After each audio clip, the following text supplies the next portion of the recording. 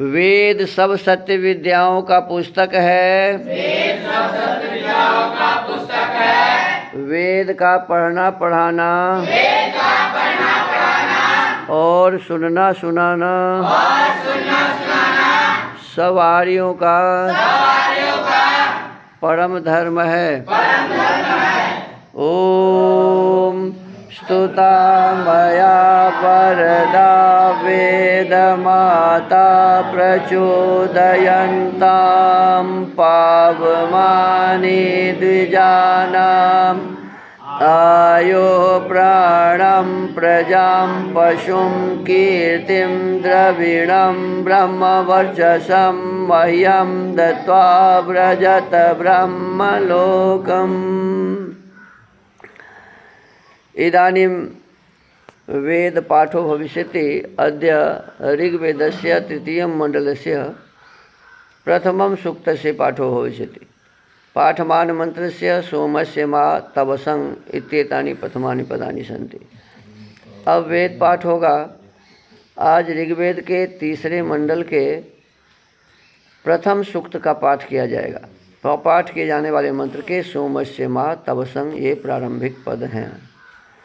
इस सूक्त के ऋषि हैं गाथिनो विश्वामित्र, देवता अग्नि, छंद है 1 और 3 से 5, 9, 11, 12, 15, 17, 19 और 20 का निश्चित त्रिष्टुप, 2, 6, 7, 13 और 14 का त्रिष्टुप, 8, 16 और 23 का स्वराट पंक्ति, 10 और 21 का विराट त्रिष्टुप, 18 का भौरिक पंक्ति, 22 का ज्योतिषमती त्रिष्टुप।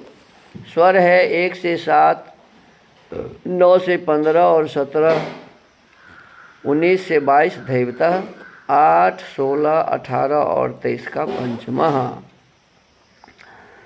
ओम सोमस्य मा तवसं वक्ष्यग्ने वह्निं चकर्था विदथे यजध्यै देवां अच्छादिद्युञ्जे अद्रिं समाये अग्ने तन्वं जुषस्व।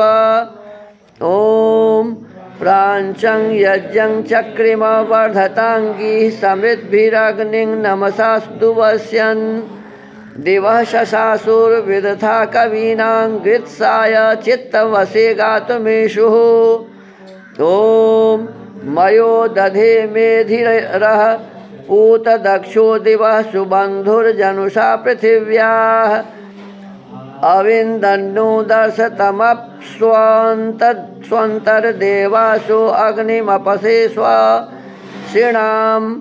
ओम अवर्धयन्सु भगं सप्तयह्वे श्वेतं यज्ञानमरुषं वहित्वा शिशुं न जातमरुभ्यारुरश्वा देवासु अग्निं जनिमन्वपुष्यन्। ओम शुक्रेभिरङ्गैरज आततन्वान् क्रतुं पुनानः कविभिः पवित्रैः शुचिर्वसानः पर्यायुरपां श्रियो मिमीते बृहतीरनूनाः। ओम वव्राजासीम नदतीरदब्धा दिवो यह्वेरवसाना अनग्नाः सना अत्र युवतयः सयोनिरेकं गर्भं दधिरे सप्तवाणीः।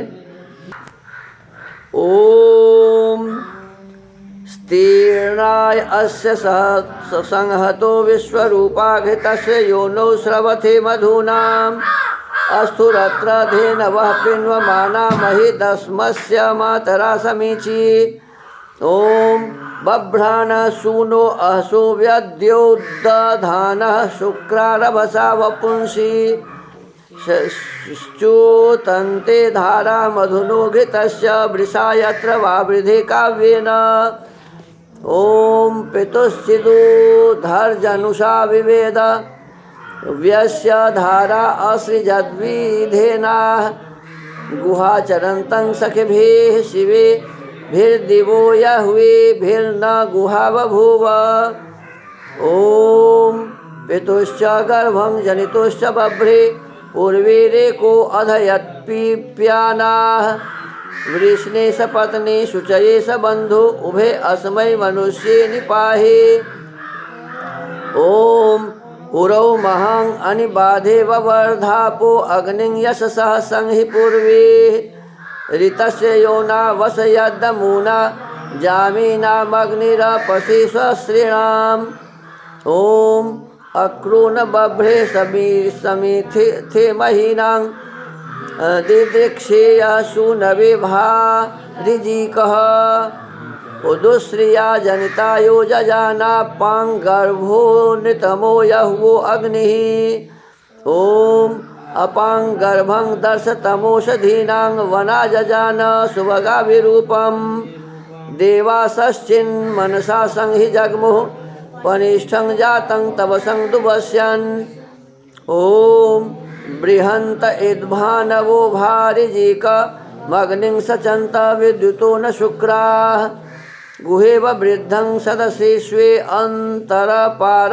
ऊर्वे अमृतं दुहानाः ॐ ईडे च त्वा यजमानो हविर्भिरीडे सखित्वं सुमतिं निकामः देवैरवो मिमीः संजरित्रे रक्षा च नो दम्मेभिरनीकैः ॐ उपक्षेतारस्तव सुप्रणीतेऽग्ने विश्वानि धन्वा दधानाः सुरेतसा स्रवसा तुञ्जमाना अभिष्ट्याम पृतनायुङ्रदेवान् ॐ आदेवानामभवः केतुरग्ने मन्द्रो विश्वानि काव्यानि विद्वान् प्रतिमर्ताम् अवासयो दमूना अनुदेवान् रथिरो यासि साधन् ॐ निदूरो ने अमृतो मर्त्यानां राजा ससाद विदथानि साधन् घृत प्रतीका उर्विया व्यद्यो दग्निर्विश्वानि काव्यानि विद्वान् ॐ आनुगहि सख्येभिः शिवेभिर्महान् महेभिरुतिभिः शरण्यन् अस्मे रयिं बहुलं सन्तरुत्रं सुवाचं भागं यशसंकृधिनः ॐ एताते अग्ने जनिमासनानि प्रपूर्व्याय नूतनानि वोचं महान्ति वृष्णे शवनाकृते मा जन्मं जन्मन्निहितो जातवेदाः ॐ जन्मन्निहितो जातवेदा विश्वामित्रेभिरुध्यते अजस्रः तस्य वयं सुमतो यदि यस्यापि भद्रे सोमनसे स्याम ॐ इमं यज्ञं सहसावन्त्वं नो देवत्राधेहि सुक्रतुरराणः प्रयंसि होतर्बृहतीरिषु नोग्ने महे द्रविणमा यजस्व ॐ इडामग्ने पुरुदंसं सनिङ्गो शश्वत्तमं हवमानाय साध स्यान्नसूनुस्तनयो विजावाग्ने साते सुमतिर्भूत्वस्मे अथ श्रद्धा सूक्तम् ॐ श्रद्धयाग्निः समिध्यते श्रद्धया हूयते हविः श्रद्धां भगस्य मूर्धनि वचसा वेदयामसि ॐ प्रियं श्रद्धे ददतः प्रियं श्रद्धे दिदासतः प्रियं भोजेषु यज्वस्विदं मौदितं कृधि ॐ यथा देवा असुरेषु श्रद्धामुग्रेषु चक्रिरे एवं भोजेषु यज्वस्वस्माकमुदितं कृधि ॐ श्रद्धां देवा यजमाना वायुगोपा उपासते श्रद्धां हृदयाकुत्या श्रद्धया विन्दते वसु ॐ श्रद्धां प्रातर्हवामहे श्रद्धां मध्यं दिनं परि श्रद्धां सूर्यस्य निमृचि श्रद्धे श्रद्धापयेहनः इति श्रद्धासूक्तम् इति वेदपाठः। इदानीं वेदस्वाध्यायो भविष्यति। अद्य यजुर्वेदस्य सप्तमोऽध्यायस्य षड्विंशं मन्त्रस्य स्वाध्यायो भविष्यति। स्वाध्यायमान मन्त्रस्य यस्ते द्रप्स स्कंदति इत्येतानि प्रथमानि पदानि सन्ति। अब वेद स्वाध्याय होगा। आज यजुर्वेद के 7वें अध्याय के 26वें मंत्र का स्वाध्याय किया जाएगा। स्वाध्याय किए जाने वाले मंत्र के यस्ते द्रवस स्कंदति, ये प्रारंभिक पद है। ओम यस्ते द्रवस स्कंदति यस्ते अम्शूर्ग्रावच्युतो धिषणयोरुपस्थात् अध्वर्योर्वा परिवायः पवित्रात्तं ते जुहोमि मनसा वसत्कृतं स्वाहा देवानामुत्क्रमणमसि। इस मंत्र के ऋषि हैं यस्त इत्यस्य देवश्रवा ऋषि। यज्ञो देवता स्वराट ब्राह्मणी बृहति छंद मध्यमः स्वर। अथेश्वरो यज्ञानुष्ठातारमुपदिशति। अब ईश्वर यज्ञ के अनुष्ठान करने वाले को उपदेश करता है। पदार्थः, हे यज्ञपते, यह जो ते तेरा द्रवसः यज्ञ के पदार्थों का समूह स्कंदति पवन के साथ सब जगह में प्राप्त होता है, और यह जो ते तेरे यज्ञ से युक्त ग्रावच्युतः मेघमंडल से छूटा हुआ अंशु यज्ञ के पदार्थों का विभाग धिषणयोः प्रकाश भूमि के पवित्रात् पवित्र उपस्थात गोद के समान स्थान से वा अथवा यह जो अध्वर्यो यज्ञ करने वालों से वा अथवा परि सबसे प्रकाशित होता है, इससे तम उस यज्ञ को मैं तेरे लिए स्वाहा सत्यवाणी और मनसा मन से वसत कृतम किए हुए संकल्प के समान जुहोमि देता हूँ, अर्थात उसके फलदायक होने से तेरे लिए उस पदार्थ को पहुँचाता हूँ जिसलिए यज्ञ का अनुष्ठान करने हारा तू देवानाम विद्वानों के लिए उत्क्रमणम ऊंची श्रेणी को प्राप्त करने वाले ऐश्वर्य के समान असी है। इससे तुझको सुख प्राप्त होता है। भावार्थ, इस मंत्र में उपमा अलंकार है। होता आदि विद्वान लोग अत्यंत दृढ़ सामग्री से यज्ञ करते हुए जिन सुगंधी आदि पदार्थों को अग्नि में छोड़ते हैं, वे पवन और जलादि पदार्थों को पवित्र कर उसके साथ पृथ्वी पर आ और सब प्रकार के रोगों को निवृत्त करके सब प्राणियों को आनंद देते हैं। इस कारण सब मनुष्यों को इस यज्ञ का सदा सेवन करना चाहिए। अब देखिए कई बातें इसमें बताई हुई हैं। एक तो सबसे पहले बात बताया कि अत्यंत दृढ़ सामग्री से यज्ञ करना चाहिए। दृढ़ सामग्री का मतलब वह सामग्री जिसमें देने योग्य सभी पदार्थ मिलाए गए हो, वो है दृढ़ सामग्री। दृढ़ का मतलब पक्का, सही, ठीक। तो सामग्री में 4 प्रकार के पदार्थ मिलते हैं, तो चारों प्रकार के पदार्थ उसमें है और समीचीन मात्रा में है।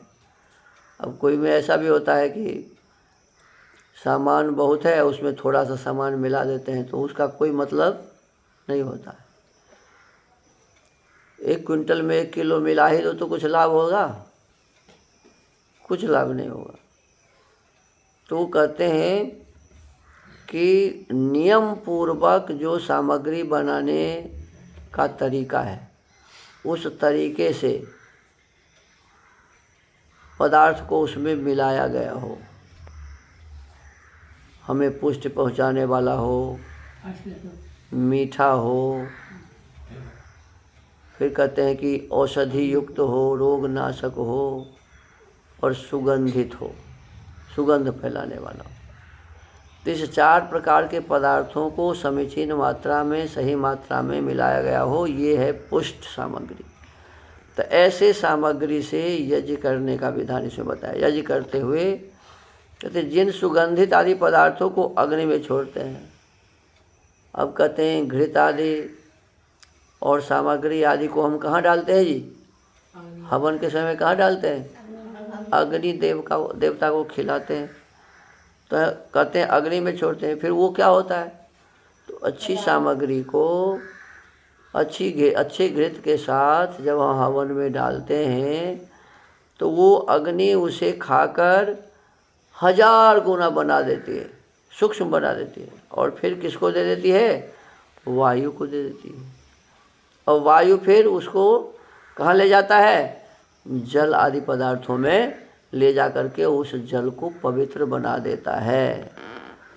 ये आकाश में जो वायु जहाँ तक है, जो ये आप देखते हैं कि मेघ इधर से उधर जाता रहता है, तो अपने मन से थोड़ी जाता है, हवा के माध्यम से जा रहा है। किसके माध्यम से जा रहा है? हवा के माध्यम से। तो जिस हवा में हमने आहुति डाली है, जिस घृत में, वो हवा में मिलकर कहाँ चली गई? आकाश में जो वायुमंडल है, जो जहाँ पर क्या कहते हैं मेघ बनते हैं वहाँ, और उस मेघ वाले जल में मिलके उस जल को क्या बना दिया? शुद्ध बना दिया, पवित्र बना दिया। फिर वो जल वर्षा होकर के हमारे ही बीच में आ गई, और फिर हमारे जितने भी औषधि हैं, वनस्पति हैं, अन्न आदि है, सभी को क्या कर दिया? शुद्ध बना दिया। तो इसके लिए कहते हैं कि यह काम प्रतिदिन नियमित रूप से हो, इसके लिए हमें प्रतिदिन नियमित रूप से यज्ञ करना चाहिए। माने हमारा घर भी सुगंधित हो, हमारा तन भी सुगंधित हो, हमारा परिवार भी सब प्रकार से स्वस्थ और पवित्र हो, और इस प्रकार से पूरे वायुमंडल शुद्ध हो, फिर जल शुद्ध हो, आकाश में जो जल है वो भी शुद्ध हो जाए, और शुद्ध होकर के फिर हमारे लिए शुद्ध वर्षा करे, जिससे सभी औषधियाँ, वनस्पतियाँ, फल फूल सभी शुद्ध हमें प्राप्त हो सके। तो कहते हैं इस भाव से हमें प्रतिदिन मनुष्यों को, एक दो को नहीं कहा, ये नहीं कहा कि ब्राह्मणों को, क्षत्रिय को, शूद्र को, वैश्य को, मनुष्य मात्र को। इसका मतलब चाहे ईसाई हो, चाहे मुसलमान हो, चाहे हिंदू हो, चाहे जो कोई भी हो। हिंदू तो कोई है ही नहीं, सब आर्य हैं। तो इन सारे लोगों के लिए क्या कहा कि प्रतिदिन इस यज्ञ का सदा सेवन करें। सदा शब्द का मतलब होता है सब दिन, सदा सेवन करें, और ये सेवन करने से हमें सुख की प्राप्ति होगी। तो हमें बड़े ही श्रद्धा से इस यज्ञ को करना चाहिए, इस देव यज्ञ को करना चाहिए, और उत्तम सामग्री, उत्तम घृत को लेकर के करना चाहिए। आज के इस वेद स्वाध्याय को यहीं विराम देते हैं। ओम। महर्षि दयानंद सरस्वती जी ने अमर ग्रंथ सत्यार्थ प्रकाश की रचना की है, और इस सत्यार्थ प्रकाश के 6ठे समोल्लास का हम सभी स्वाध्याय कर रहे हैं। इसमें राजनीति के संबंध में पीछे कुछ बताया गया था, और कहते हैं कि यदि ज़्यादा जानना हो तो चारों वेदों में जानिए। कैसे जानेंगे? चारों वेदों को पढ़ेंगे तब ना।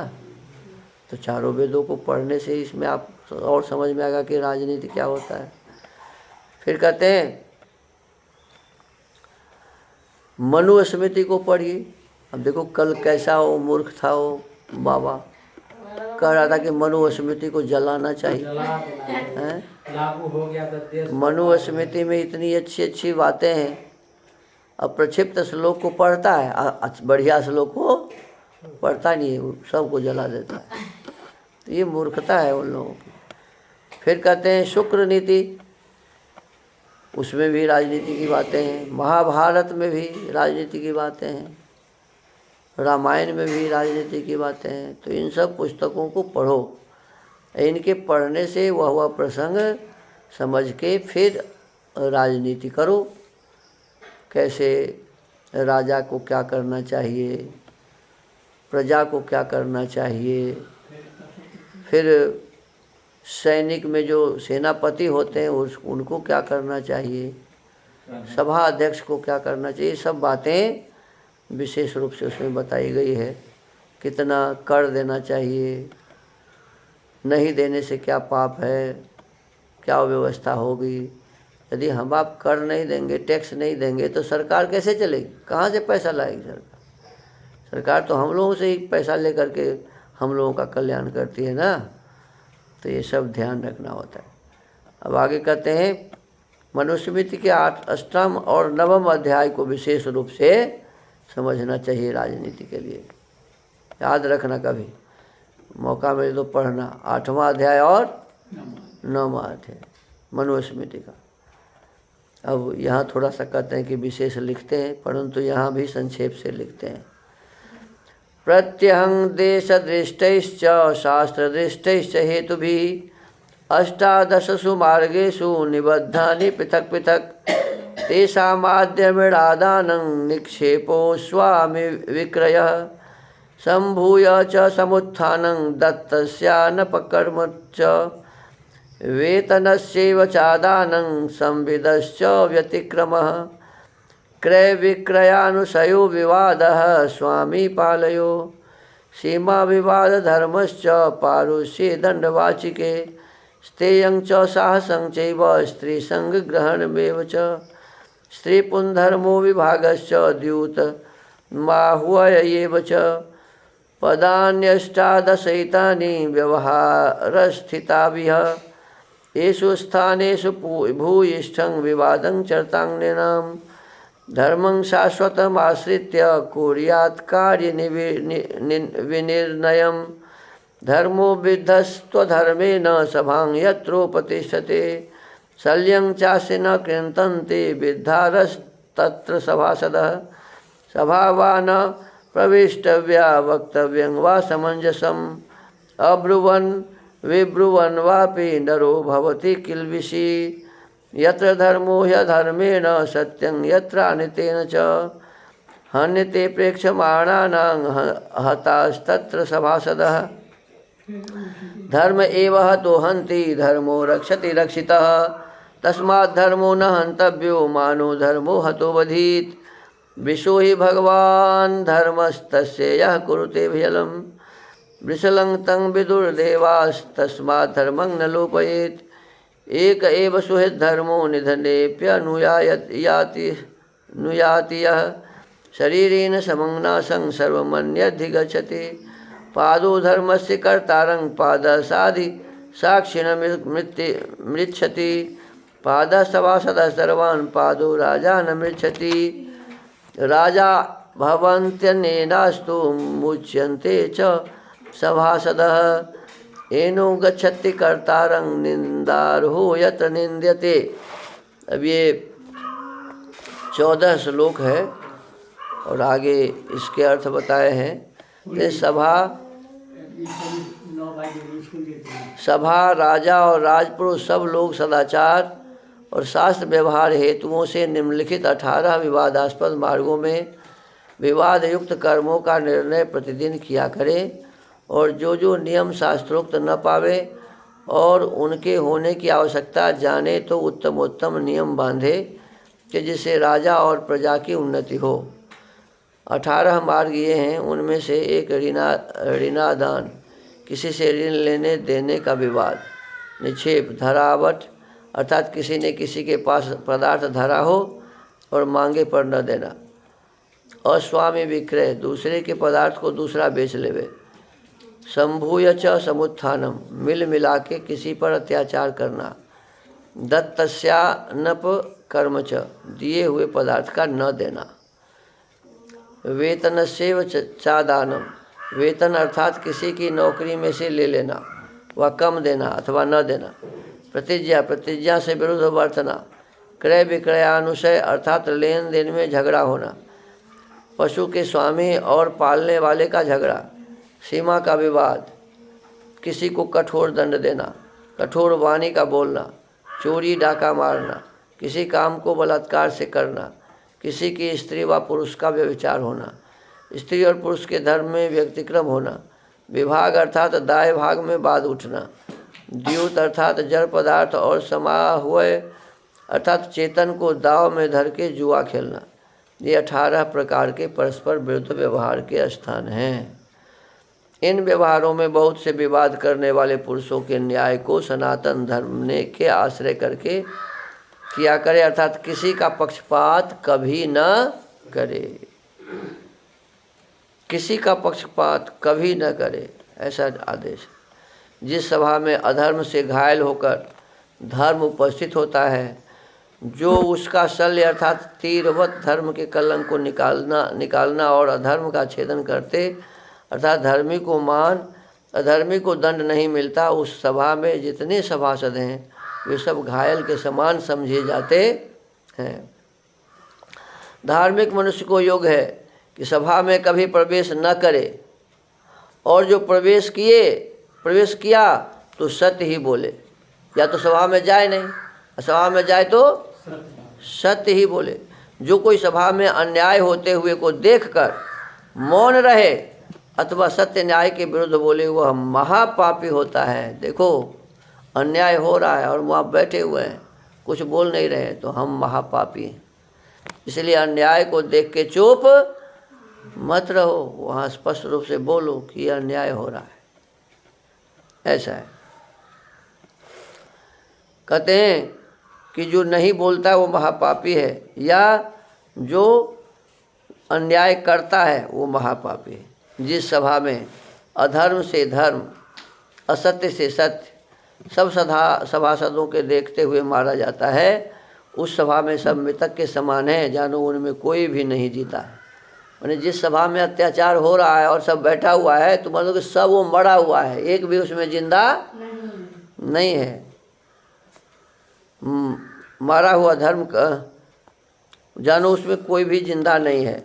मारा हुआ धर्म मारने वाले का नाश, और रक्षित किया हुआ धर्म रक्षक की रक्षा करता है। इसलिए धर्म का हनन कभी न करना, इस डर से कि मारा हुआ धर्म कभी हमको भी ना मार डाले। जो सब ऐश्वर्यों के देने और सुखों की वर्षा करने वाला धर्म है, उसका लोप करता है, उसी को विद्वान लोग वृषल अर्थात शूद्र और नीच जानते हैं। कहते हैं जो सब ऐश्वर्यों के देने और सुखों की वर्षा करने वाला धर्म है, उस धर्म का जो लोप करता है, माने धर्म से हमें सुख मिलता है, सब प्रकार के सुखों की वर्षा होती है, अनेक प्रकार के ऐश्वर्य मिलते हैं, और उस धर्म को जो कोई मारता है तो कहते हैं कि उसको जो मारने वाला है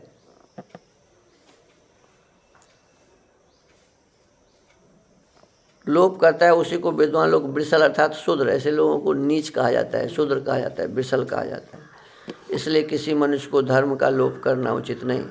इस संसार में एक धर्म ही सुहृद है, जो मृत्यु के पश्चात भी साथ चलता है। देखो खाली आया था, जब आया था तो कुछ लेके आया, वह हालांकि मुट्ठी ऐसे बंद करके आया, और जाओगे तो ऐसे मुट्ठी पसरा रहेगा, कुछ भी लेके नहीं जाओगे।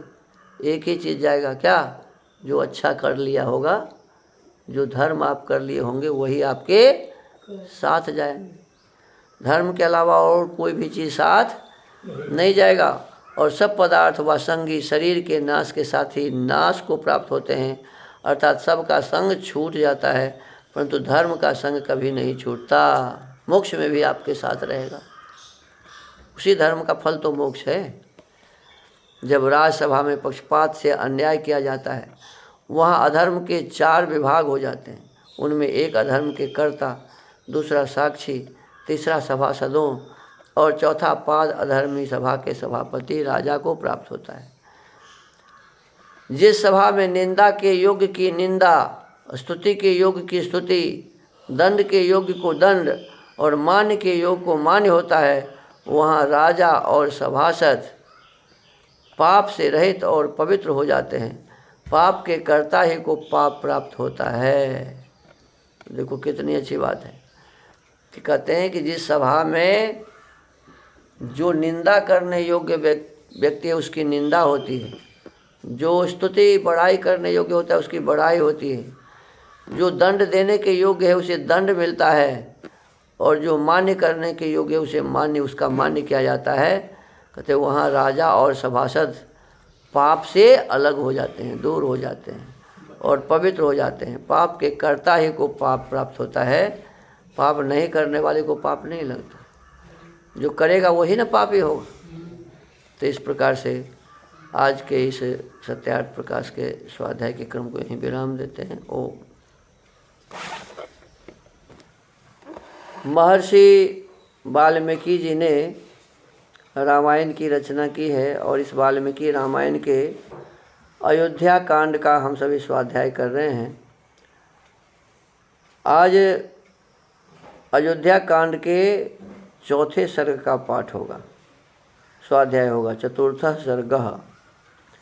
पिछले दिनों बताया गया था कि भगवान राम जी को जब बता दिए पिताजी कि आपको युवराज बनना है और सब तैयारी हो चुकी है, तो फिर वो प्रसन्न होकर के सभी लोग अपने अपने जहाँ जैसे थे सभी चले गए, राजा भी अपने घर में चले गए।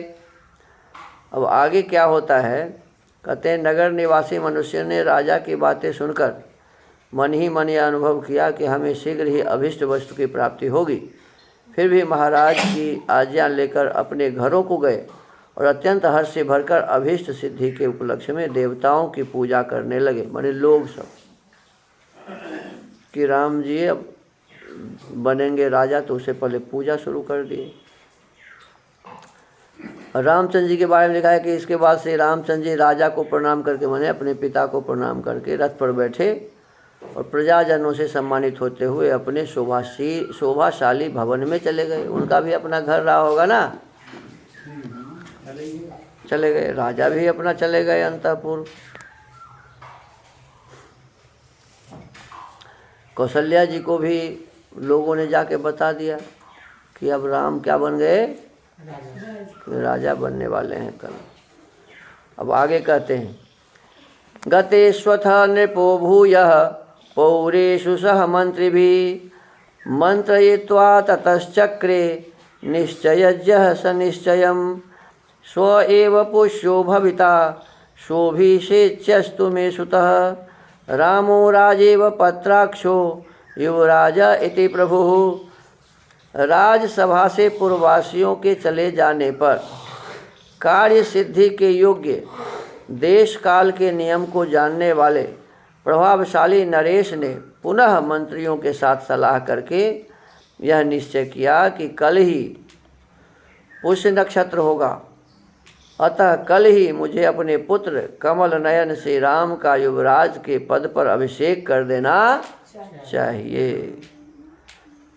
अथान्तर्गृहमाविश्व राजा दशरथस्तदा सूतमामन्त्रयामास रामं पुनरिहानय। तदनंतर अंतःपुर में जाकर महाराज दशरथ ने सूत को बुलाया और आज्ञा दी, जाओ श्री राम को एक बार फिर यहाँ बुला लाओ। माने एक तो बुलाए थे सभा में, और फिर अब जब अंतःपुर में गए, अंतःपुर माने अपने घर में जहाँ वो लोग रहते थे, तो अपने घर में फिर बुलाए, सूत को भेजे। प्रतिगृह्यतु तद्वाक्यं सूतः पुनरुपाययौ रामस्य भवनं शीघ्रं राममान ये तुम पुनः। उनकी आज्ञा शिरोधार्य करके सुमंत्र श्री राम को शीघ्र बुला लाने के लिए पुनः उनके महल में गए। उन्हें सुमंत्र का ही यहाँ सूत कहते, सुमंत्र को ही यहाँ सूत का।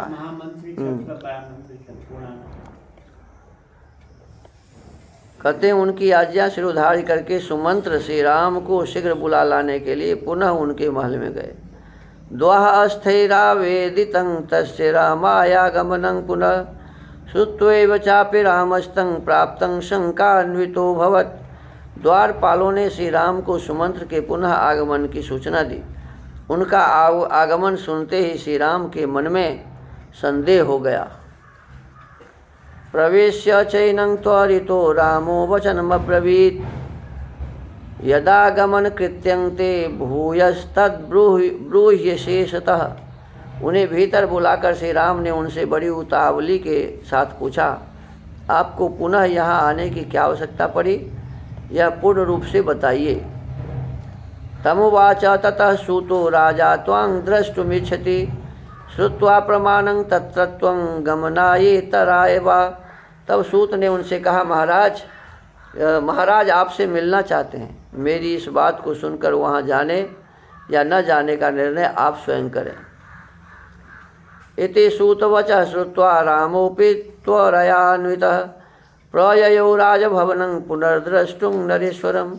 सूत का यह वचन सुनकर श्री रामचंद्र जी महाराज दशरथ का पुनः दर्शन करने के लिए तुरंत उनके महल की ओर चल दिए। अंतःपुर उनका महल था। तं श्रुत्वा समनुप्राप्तं रामं दशरथो नृपः प्रवेशयामास गृहं विवक्षो प्रियमुत्तमम्। श्री राम को आया हुआ सुनकर राजा दशरथ ने उनसे प्रिय तथा उत्तम बात कहने के लिए उन्हें महल के भीतर बुला लिया। प्रविशन्नेव च श्रीमान राघवो भवनं पितुः ददर्श पितरं दूरात् प्रणिपत्य कृतांजलि। पिता के भवन में प्रवेश करते ही श्रीमान रघुनाथ जी ने उन्हें देखा और दूर से ही हाथ जोड़कर वे उनके चरणों में पड़ गए। प्रणमन्तं तमुत्थाप्य संपरिष्वज्य भूमिपः प्रदिश्य चासनं चास्मै रामं च पुनरब्रवीत्। प्रणाम करते हुए श्री राम को उठाकर महाराज ने छाती से लगा लिया और उन्हें बैठने के लिए आसन देकर पुनः उनसे इस प्रकार कहना आरंभ किया। राम वृद्धोस्मि दीर्घायुर्भुक्ता भोगा यथेप्सिताः अन्नवद्भिः क्रतु सतेर यथेष्टं भूरि दक्षिणे। श्री राम, अब मैं बूढ़ा हुआ, मेरी आयु बहुत अधिक हो गई।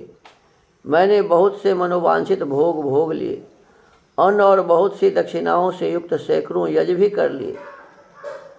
जातमिष्टमपत्यं मे त्वमद्यानुपमं भुवि दत्तमिष्टामधीतं च मया पुरुषोत्तम, तुम मेरे परम प्रिय अभिष्ट संतान के रूप में प्राप्त हुए, जिसकी इस भूमंडल में कहीं उपमा नहीं है। मैंने दान, यज्ञ और स्वाध्याय भी कर लिए। अनुभूतानि चेष्टानि मया वीर सुखान्यपि देवर्षि पितृविप्राणा मनिनोस्मि तथात्मनः। वीर, मैंने अभिष्ट सुखों का भी अनुभव कर लिया। मैं देवता, ऋषि, पितर और ब्राह्मणों के तथा अपने ऋण से भी उऋण हो गया। न किंचिन् मम कर्तव्यं तवान्यत्राभिषेचनात् अतो यत्त्वामहं ब्रूयां तन्मे त्वं कर्तुमर्हसि। अब तुम्हें युवराज पद पर अभिषिक्त करने के सिवा और कोई कर्तव्य मेरे लिए शेष नहीं रह गया है। अतः मैं तुमसे जो कुछ कहूँ, मेरी उस आज्ञा का तुम्हें पालन करना चाहिए।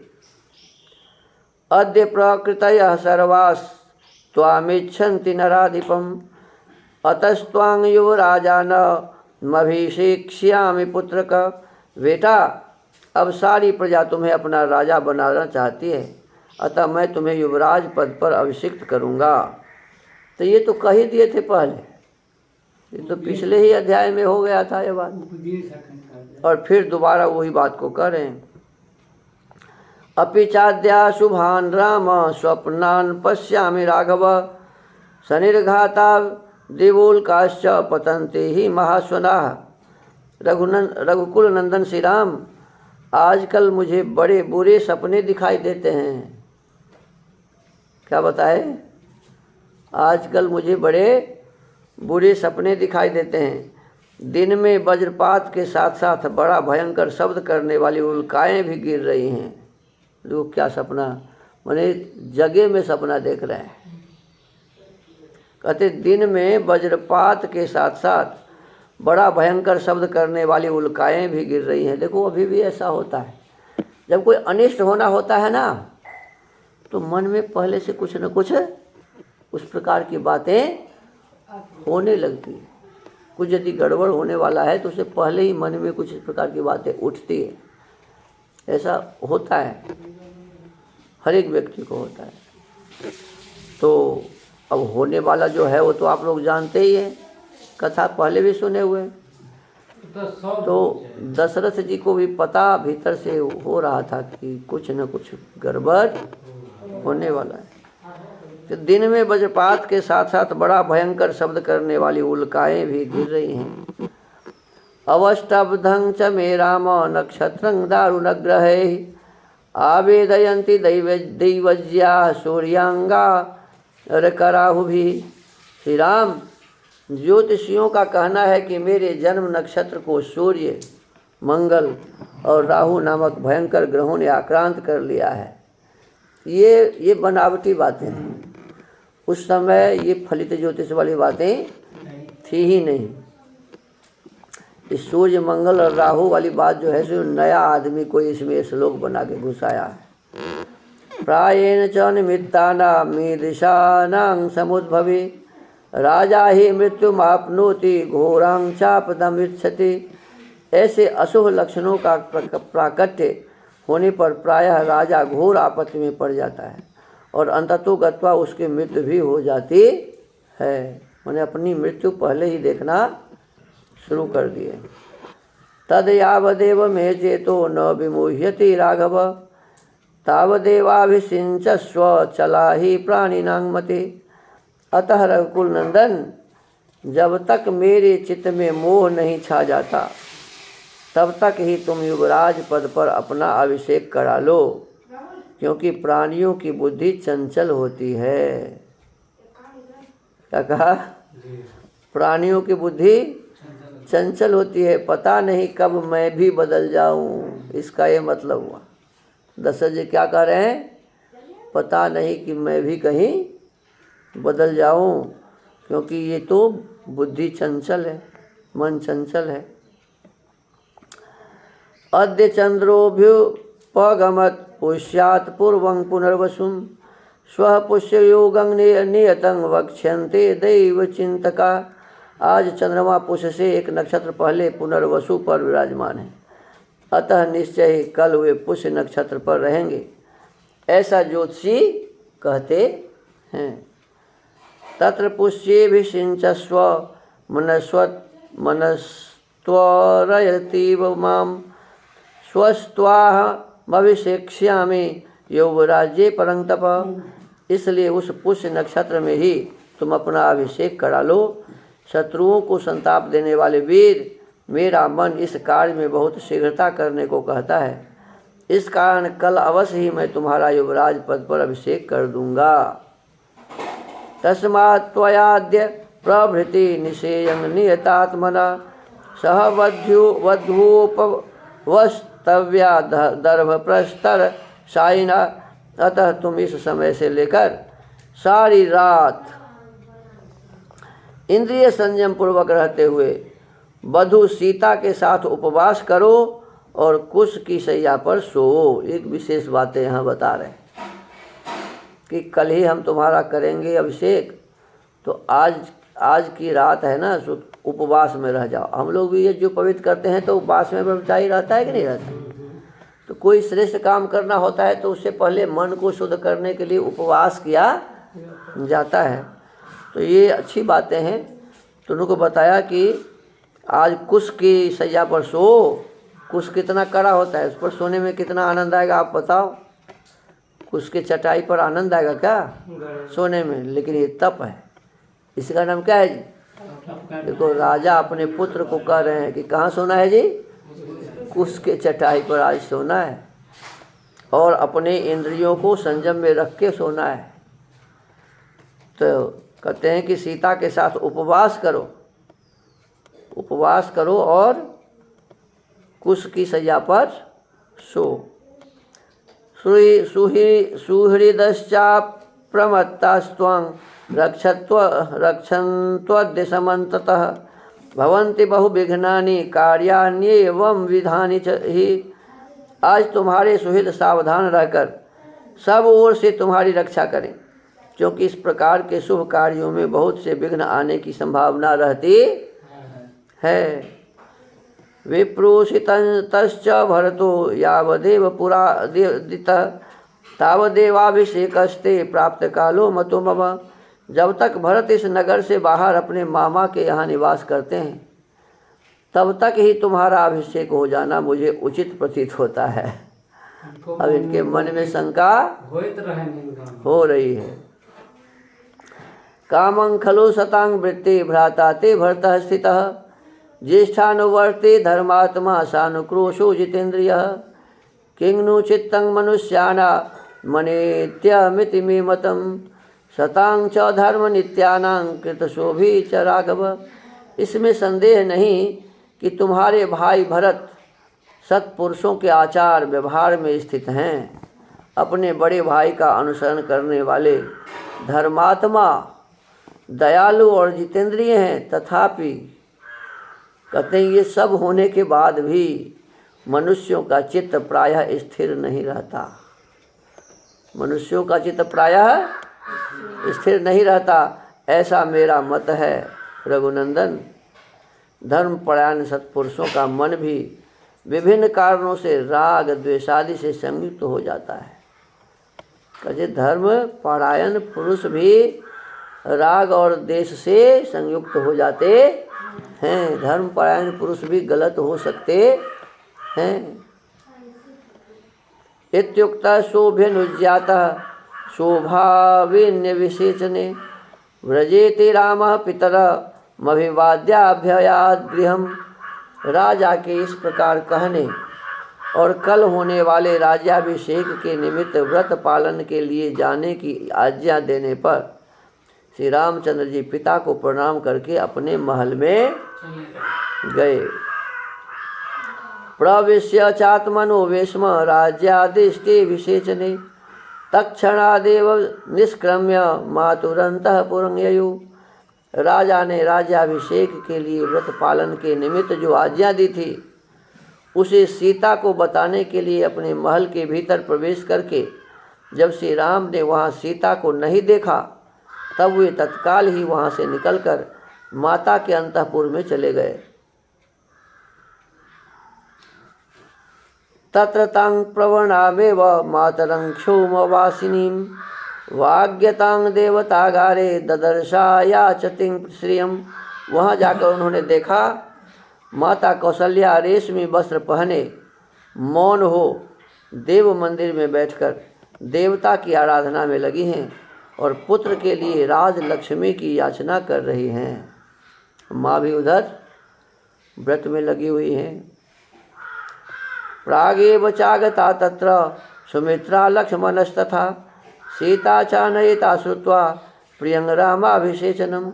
श्री राम के राज्याभिषेक का प्रिय समाचार सुनकर सुमित्रा और लक्ष्मण वहाँ पहले से ही आ गए थे तथा बाद में सीता वहीं बुला ली गई थी। यानी भगवान राम तो गए पिताजी से मिलने और इधर सीता को बुला ली कौन? उनकी सास। तस्मिन् कालेपि कौसल्या तस्थावामीलितेक्षणा सुमित्रयान्वास्यमाना सीतया लक्ष्मणेन च। श्री रामचंद्र जी जब वहाँ पहुँचे उस समय भी कौशल्या नेत्र बंद किए ध्यान लगाए बैठी थी। देखो यही होता था पहले। उपासना करने का तरीका क्या है? ऐसे ध्यान लगाकर बैठना। ध्यान लगाकर बैठकर ही संध्या उपासना की जाती थी।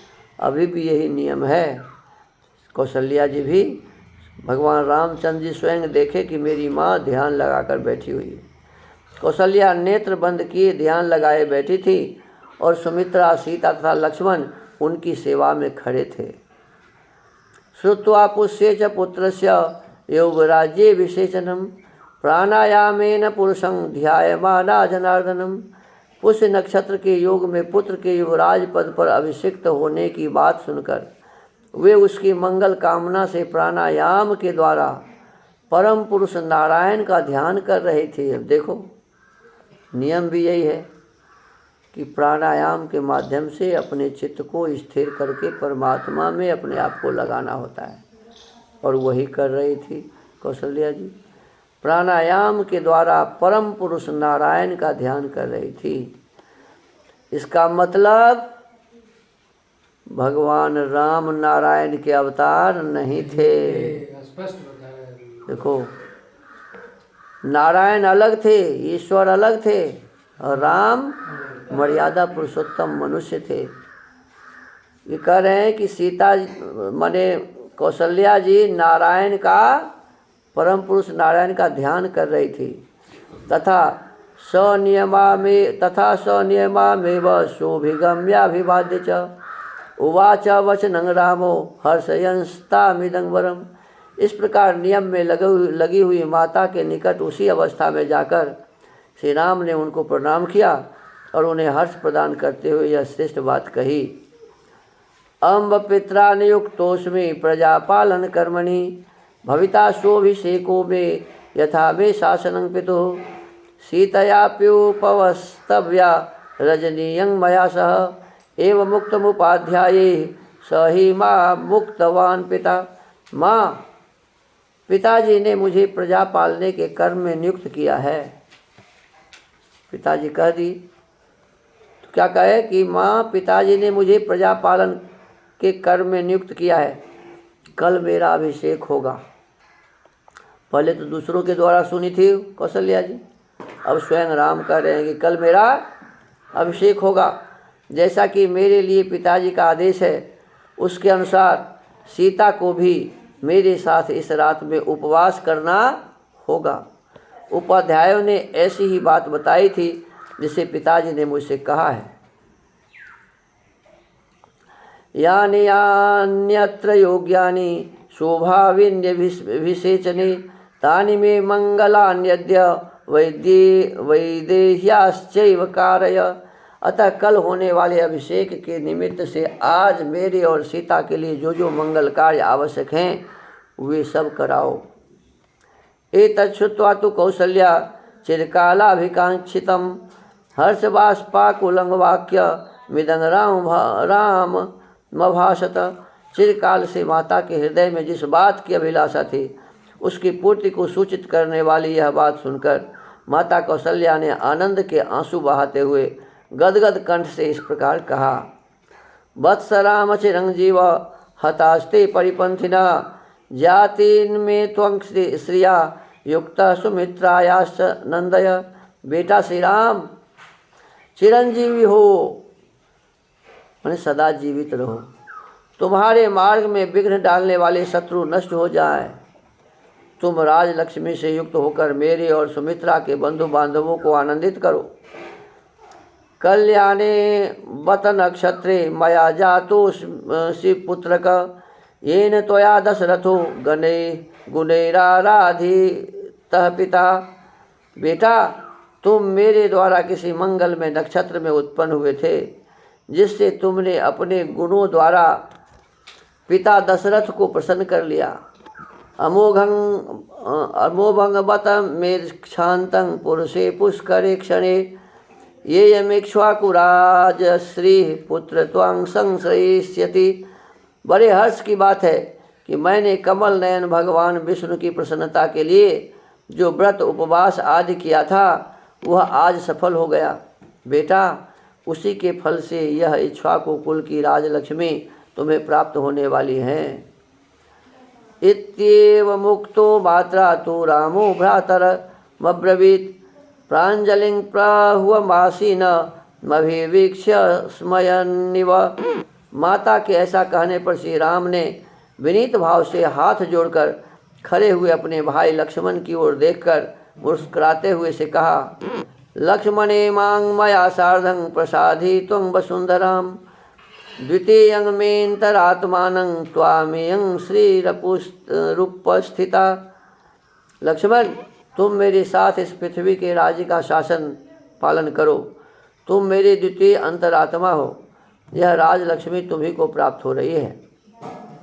सौमित्रे भुंक्ष्व भोगांस्त्वमिष्टान् राज्यफलानि च जीवितं चापि राज्यं च त्वदर्थमभिकामये।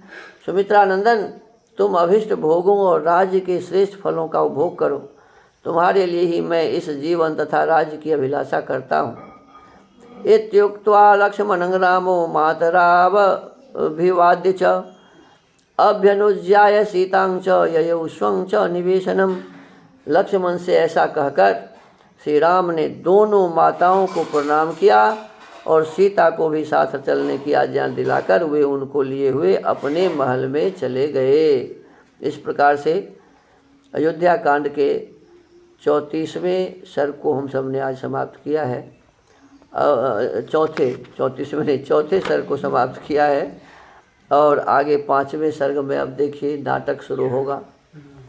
हाँ, अब जो खुशी है ये सभी की खुशी दुख में परिवर्तित हो जाएंगे, जिसका आभास दशरथ जी को पहले से ही हो रहा है। तो आज के इस वाल्मीकि रामायण के स्वाध्याय के क्रम को यहीं विराम देते हैं। ओम।